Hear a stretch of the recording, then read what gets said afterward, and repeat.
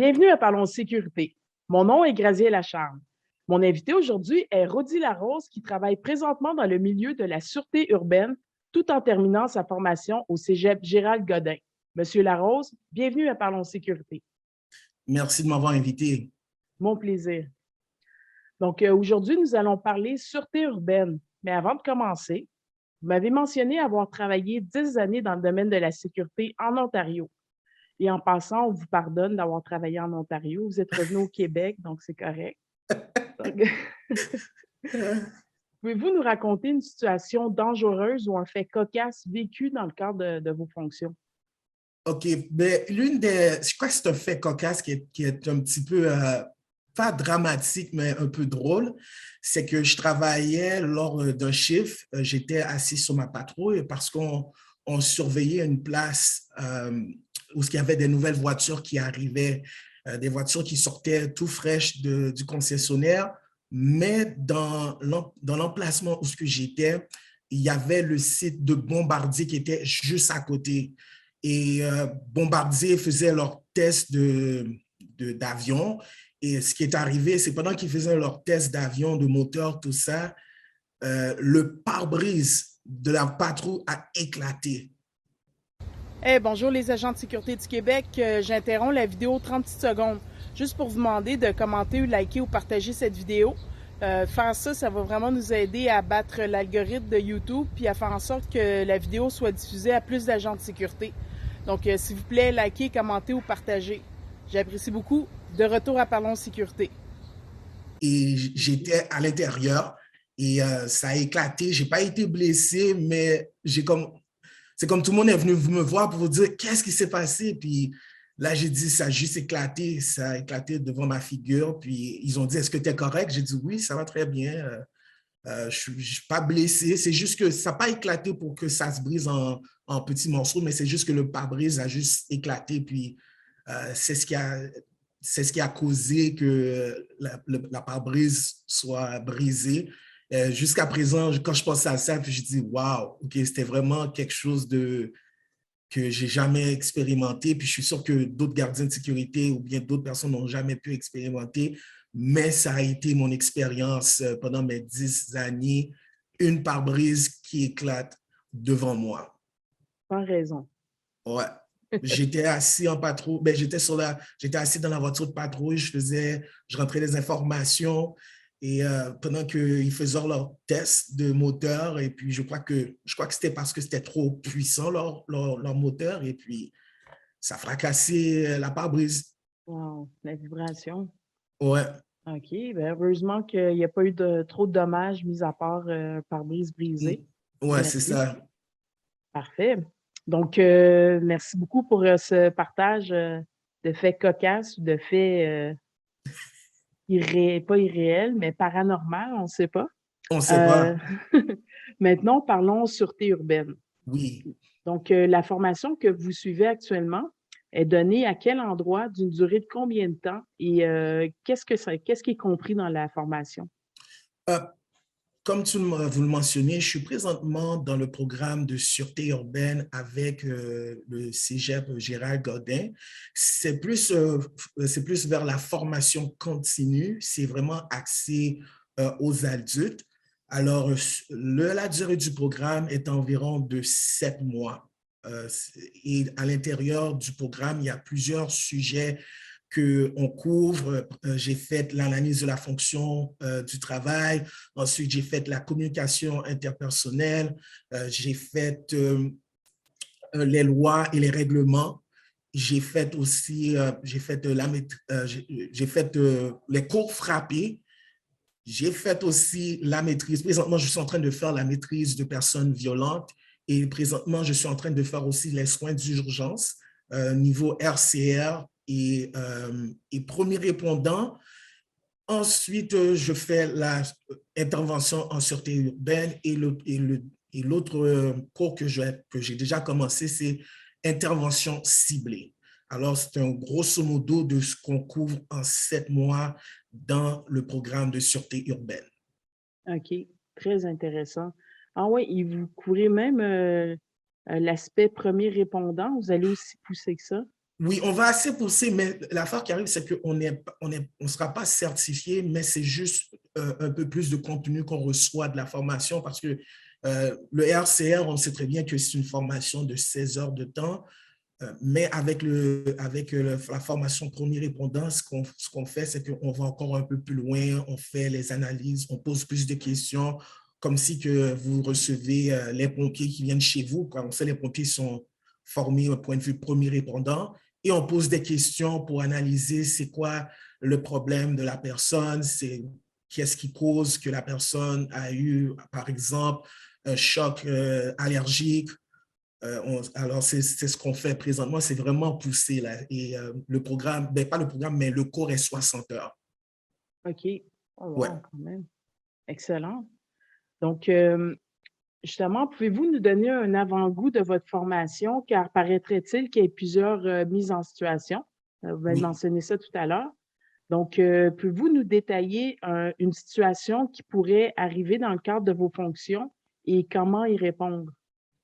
Ben, il y a plusieurs choses qu'on a couvertes dans le programme, le programme de sûreté urbaine. L'une des choses qu'on a beaucoup parlé, c'était la communication. Et justement, en intervention en sûreté urbaine, on fait beaucoup de scénarios. Tout dernièrement, j'ai fait un scénario avec des coéquipiers, aussi avec le professeur. Ce qu'on a fait, c'est que l'un des scénarios que j'ai fait, c'était d'intervenir avec un itinérant. Comment on intervient avec un itinérant, parce que des fois, on pense comment on sait parler à ces gens-là, mais il y a des fois, ce qui peut arriver, c'est la façon dont on communique mal avec la personne et ça peut dégénérer. Alors, c'est vraiment d'employer des communications, je pourrais dire, pas un peu tactiques, mais aussi pour avoir un peu de service à la clientèle. Comme je vous dis, c'est un itinérant. Ce que j'ai fait, j'ai posé des questions. J'ai dit, c'est quoi ton nom? J'ai dit, c'est quoi la raison pourquoi tu es ici? Puis là, je lui explique que d'après les règlements, tu ne peux pas rester là. Et ainsi de suite, on a commencé à creuser un peu plus jusqu'à la conclusion où on devrait le référer à un centre communautaire pour recevoir de l'aide. Alors, ça touche un peu la communication tactique, mais aussi un peu de service à la clientèle. Je comprends bien. Ouais. Oui, parfait. Non, ben, merci pour cette information. C'est intéressant parce que c'est ça, faut comprendre quand même que c'est un être humain puis qui a besoin d'aide à quelque part. Puis C'est donc, justement ça. c'est bien que vous combiniez le respect des lois puis aussi un petit peu d'intervention à ce niveau-là. C'est Oui. une belle chose. Ah oui, je trouve que c'est vraiment important parce que la plupart du temps, ce qui arrive en sécurité, surtout lorsqu'on fait des interventions, on arrive vers la personne puis on essaie de montrer qu'on est l'autorité, mais il ne faut pas oublier, comme vous l'avez mentionné, qu'il y a le côté humain aussi parce que tu ne sais pas ce qui est arrivé à la personne, pourquoi que cette personne-là est arrivée à ce point-là à être un itinérant. Alors, il y a même des suggestions qu'on nous a apportées lorsqu'on faisait l'intervention, c'est de donner à manger parce que la plupart du temps, les itinérants ont faim. Alors, l'une des tactiques qu'on utilise lorsqu'il dit hey, « je n'ai pas encore mangé », ben, tu lui donnes une bâtonne ou bien tu lui donnes quelque chose pour l'aider justement pour faciliter à demander à la personne de quitter les lieux. Puis aussi, comme j'ai mentionné, de lui donner des ressources aussi pour qu'il puisse sortir de là où il est, si possible. OK, excellent. Parfait. Et puis, je sais que au cours de la formation que vous suivez, il y a aussi un volet rédaction de notes et de rapports. Oui. Pouvez-vous nous décrire les différents types de rapports que vous avez à rédiger? Ça, c'est l'un des cours qu'on a fait, prise de notes et rédaction de rapports. On a vu plusieurs types de rapports qu'on devrait faire lorsqu'on va faire une intervention ou lorsqu'on répond à des appels. L'un des rapports qu'on a travaillé, c'est les rapports d'événements. Lorsqu'on parle d'événements, ça peut être un incendie qui s'est déclaré. On doit répondre aux questions. Le 3 corpique, c'est pourquoi, comment, où. Et alors, on répond à ces questions-là. Puis, dans ce rapport-là, il y a aussi il y a plusieurs façons de faire les rapports d'événements. Il y a le rapport narratif. Il y a aussi, on peut le faire point de vue sommaire, ce que les policiers voient à l'École nationale de police. on a eu la chance de voir les deux options de faire un rapport d'événement. Ensuite, tu as le rapport quotidien. C'est ce que tu fais durant ta journée. Les superviseurs veulent savoir qu'est-ce que tu fais, qu'est-ce que tu as fait durant ta journée, quel secteur que tu as patrouillé, qu'est-ce que tu as fait et tout. Ensuite, il y a aussi le rapport de vérification de véhicules parce que dans la sécurité publique, c'est beaucoup axé sur la patrouille. Alors, ce qu'on fait, c'est qu'on doit vérifier les véhicules. Alors, est-ce qu'il manque de l'essuie-glace? Est-ce que les freins fonctionnent? Est-ce que les gyrophares fonctionnent? Puis aussi, faut dire aussi que les véhicules de sécurité publique, la plupart d'entre eux sont des véhicules d'urgence. Alors, on doit utiliser la sirène pour voir si la sirène fonctionne toujours. Alors, c'est tous ces rapports-là qu'on a passés à travers et aussi comment noter dans ton calepin de notes, parce que tu as aussi ton calepin de notes, qu'est-ce que tu dois mettre, quel genre de faits pertinents que tu dois mettre, ensuite pour que tu puisses rédiger ton rapport. Alors, c'est vraiment ça qu'on a vu en classe, c'était vraiment détaillé. On a passé je crois, plus de 60 heures à travailler sur les rapports. Puis, je sais que ce n'est pas tout le monde qui aime écrire, mais ça fait partie du travail de tout agent de sécurité, même la sécurité publique. D'accord. Même la police, hein? Oui, la police. Ah oui, la police, eux autres, ils font beaucoup de rapports.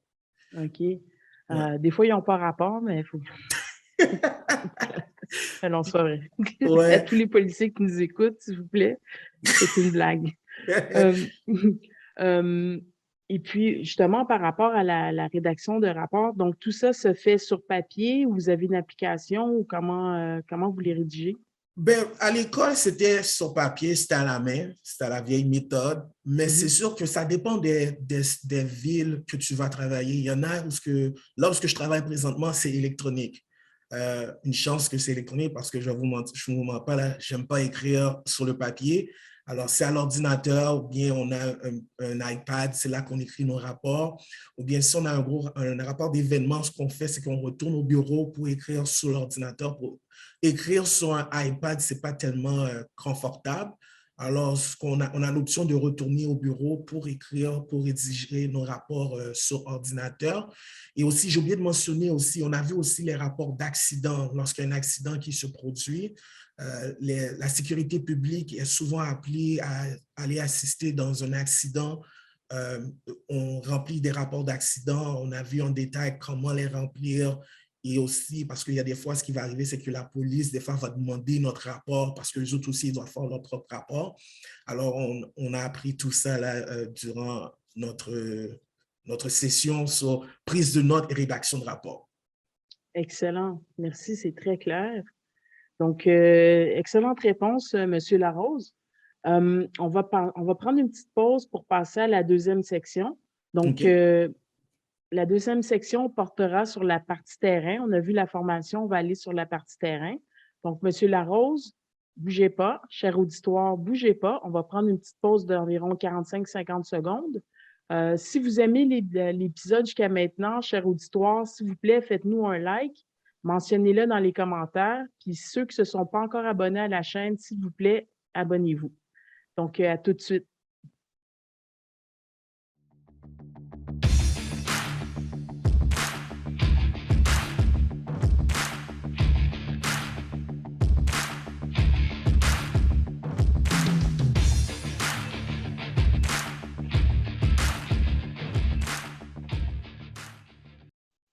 Nous sommes de retour à Parlons de sécurité avec mon invité Rodi Larose qui nous partage son expérience du programme de formation en sûreté urbaine au Cégep Gérald Godin.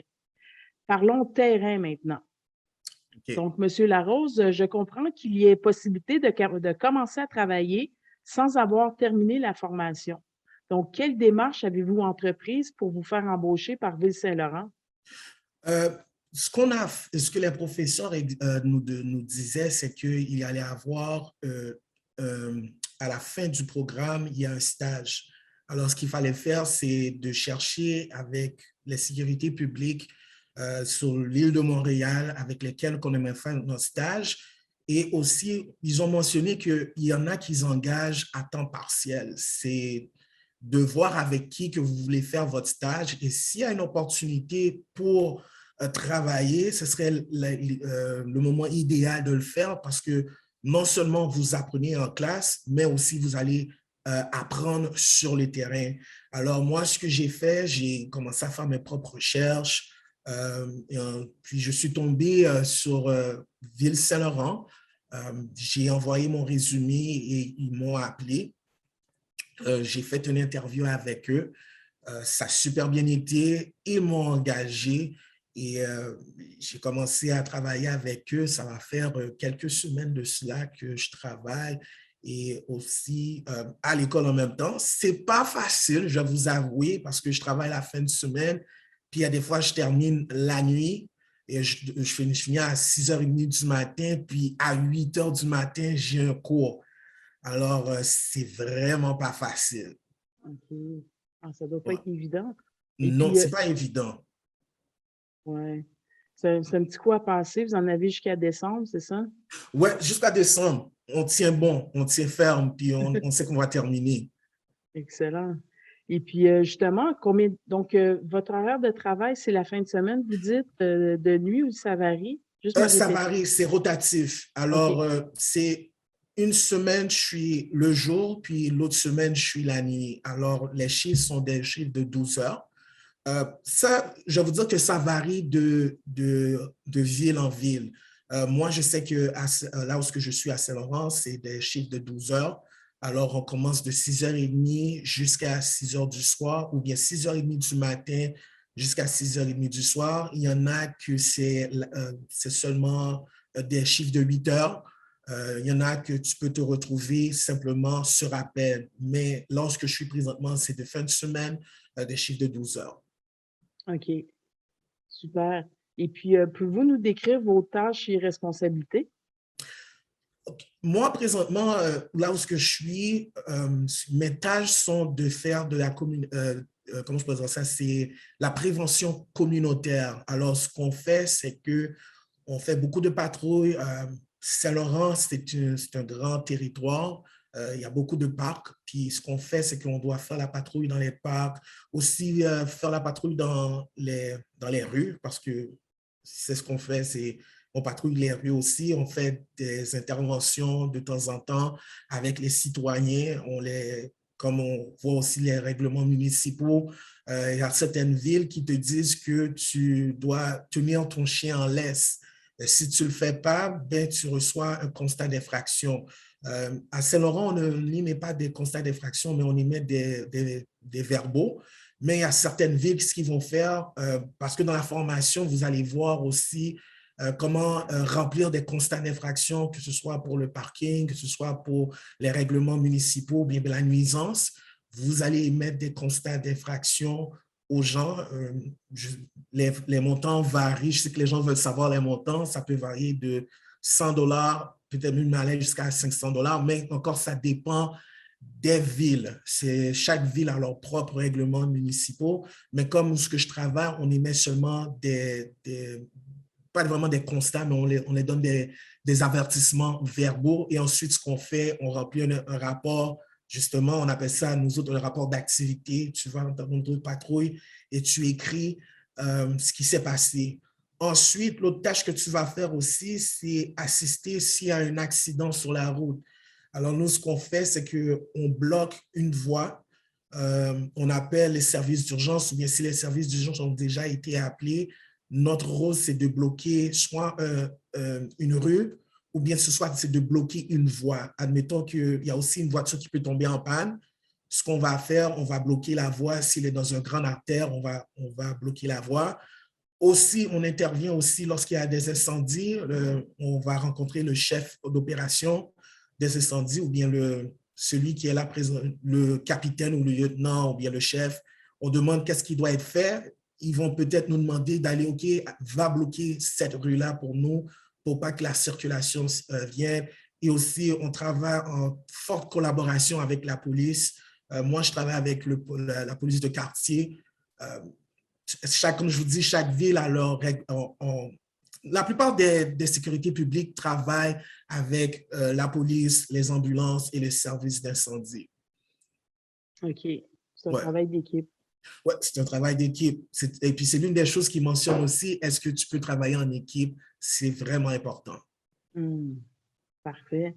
Et puis, ben, merci pour ces détails. Et pour vous, comment se déroule une journée typique, là, quand vous commencez, à partir du moment que vous commencez votre journée, comment que la journée se déroule? Ben, la façon que la journée se déroule, c'est que tu arrives au moins 15 minutes à l'avance. Moi, ce que je fais, j'arrive toujours au moins 25 minutes à l'avance. Parce que ce que je fais, c'est que on a un casier, je vais dans mon casier, puis je m'échange même mon uniforme parce que je ne porte pas mon uniforme à la maison. Je vais dans mon casier, je me change, ensuite je vais au bureau et je vais parler au chiffre précédent pour demander qu'est-ce qui s'est passé. Est-ce qu'il y a eu quelque chose qui devrait être super important? C'est sûr et certain qu'à l'interne, on a des informations qui se donnent et on essaie aussi de voir qu'est-ce qui se passe aussi dans le secteur. Est-ce qu'il y a des choses qui sont très importantes à savoir? Est-ce qu'il y a des patrouilles particulières qu'on doit faire? Est-ce qu'il y a de la surveillance qu'on doit faire? Est-ce qu'il y a un problème d'itinérance à tel secteur? Alors, tout ça, on se parle, on se communique. Ensuite, s'il y a eu un incendie, est-ce qu'il y a des suivis qui doivent être faits? Alors, typiquement, c'est ce que je fais. On appelle ça un briefing. Après le briefing, ce qu'on fait, on prend nos effets personnels.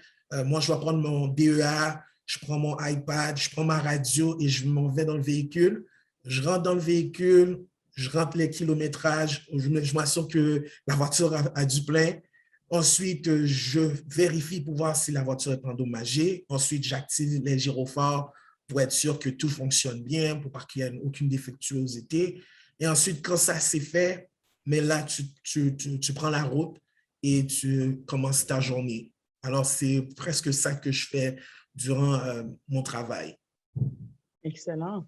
Et puis, merci, c'est bien détaillé. Je m'imaginais toute chaque étape. Et Ouais. puis, à la fin, donc, vous avez terminé la période sur sur la route. Donc, la fin de votre quart se déroule comment? Ben, la phase de l'occasion, comment ça se déroule? On revient pour déposer le véhicule. Là, on fait encore une autre vérification pour être sûr que tout est correct, que la voiture est pleine. Ensuite, on rentre les informations, le kilométrage, tout ça. On s'assure qu'il y a des fois ce qui peut arriver. Tu sais, il y a des accrochages qui se font durant notre chiffre ou bien quelqu'un nous a frappé, puis des fois, on n'est pas au courant parce qu'on a parqué la voiture parce qu'il fallait fallait qu'on aille faire une patrouille à pied dans un secteur et quand tu reviens, tu vois que la voiture est endommagée. Alors, tout ça, c'est super important parce que ce sont des rapports qui sont envoyés à nos supérieurs et qui continuent à voir s'il y a d'autres choses qui se passent. Ensuite, c'est ça, puis tu débriefes le prochain shift, tu leur donnes des informations de ce qui s'est passé durant ton shift et puis tu as fini pour la journée. Parfait. Excellent. Donc, et puis justement, par rapport à l'équipement, vous m'avez mentionné iPad, radio. Qu'est-ce qui comprend votre uniforme et puis l'équipement, justement? OK. Ben, pour la ville où je travaille, présentement, on ne porte pas de menottes, mais on a quand même un bâton pour cas où il y a quelque chose qui nous arrive, on a le droit de se défendre. Il y a d'autres villes qui vous permettent de porter tout le kit, les menottes, le bâton, d'autres équipements. Moi, j'ai aussi un flashlight avec moi parce que des fois, je travaille la nuit. Le flashlight et c'est sûr, avec la pandémie, tu as ton purel dans tes mains, puis tu portes ton masque parce qu'il y a des fois, tu vas faire des interactions avec le public. Alors, nous autres, là où je suis, on ne porte pas de menottes, mais quand même, on a des gants aussi au cas où il y a une intervention médicale qui doit se faire durant notre shift. Excellent.